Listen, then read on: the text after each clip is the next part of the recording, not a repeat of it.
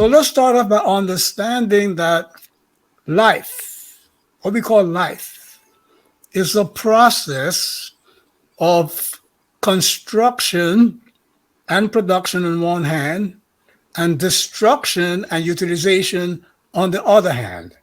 Meaning that, part of the life process is constructing the body, the tissues, the cells, reconstructing them and producing, substances for our functions.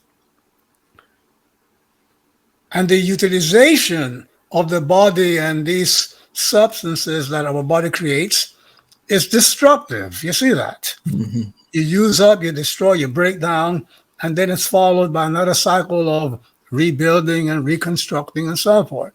Technically, these are the two phases of metabolism.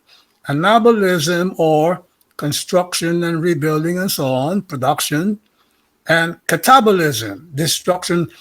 When you use the body, just even to sit in a couch and think, you're destroying structures and using substances. You see that? Mm-hmm. Okay, and these two sides of life, construction versus destruction, is what in Chinese medicine and philosophy they call the yin and the yang, functions of life. Mm-hmm.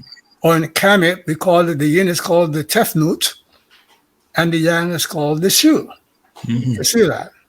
And this is important because people think that, science of health is a recent thing. No, it goes back thousands of years. Mm-hmm. The first known physician, of the world, and it's in writing, and we know what he looks like, was King Pepi the First, who was the first physician.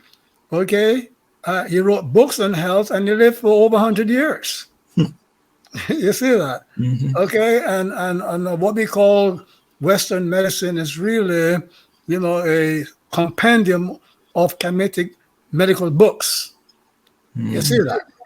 Okay, as a matter of fact, the Kemetic, teachings on health and herbs and so forth were the major part of the European pharmacopoeia up until the Middle Ages. You see that? The Greek, Galen and Hippocrates and all of these guys, they studied in Egypt. You see that? They had access to libraries. Mm-hmm. Then they put their names to the books. Call it theirs. What else is new, right? So the thing is that this knowledge of health goes back thousands of years. The other Emperor classics of internal medicine and things of this nature. So health is the body's ability to keep a balance between the construction and the destruction, the building up and the tearing down, the production of substances and the use. They must be kept in balance. And the ability to keep these things in balance is what we call health. But I'm saying to you, let's say that you suffer an accident, trauma, and you cannot fully use your body because you need to repair what has been destroyed. You see that? So here you are laying in bed, sick, cannot use the body. But if the body is effectively rebuilding itself, you're healthy, even though you're sick. Mm-hmm. You see that? And right now you may not be feeling aches and pains and nausea or whatever, but your body might be slipping and sliding in its ability to repair itself. So even though you don't feel sick, you're not healthy. Mm-hmm. So we must keep those definitions in place at all times.